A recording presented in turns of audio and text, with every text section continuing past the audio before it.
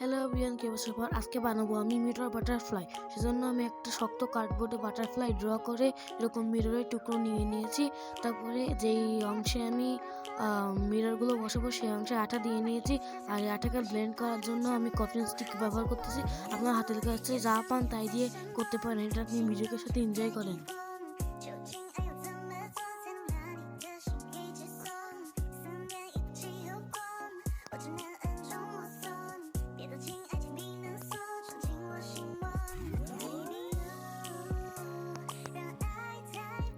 Blend করে দেওয়ার পর আস্তে আস্তে আমি এই যে মিররের টুকরাগুলো এই বাটারফ্লাইয়ের আস্তে আস্তে মিল করে বসাচ্ছি।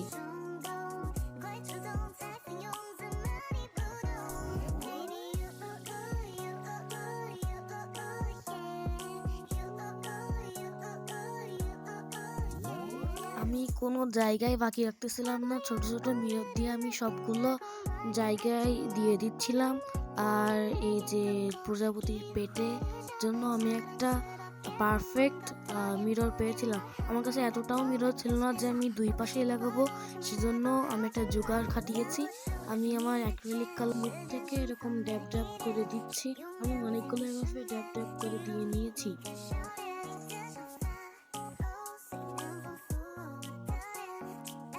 তারপর একটি ব্রাশের আগায় একটা নীল কালারের শেড নিয়ে এভাবে গোল গোল করে দিচ্ছি।